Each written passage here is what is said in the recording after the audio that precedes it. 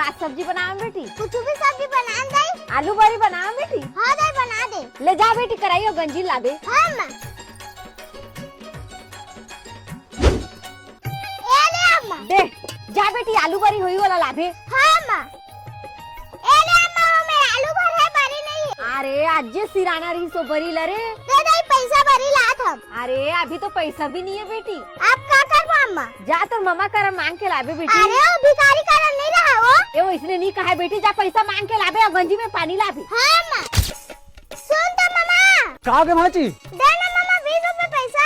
अरे तब 20 रुपए के बात करता भांची, मोर कर जहर खाए तक के पैसा नहीं भांची। जहर खाता में पैसा नहीं मामा, ताता फांसी लगा ली। मैं डरी हिलाऊंगा मामा। कैसे संचालक जुबान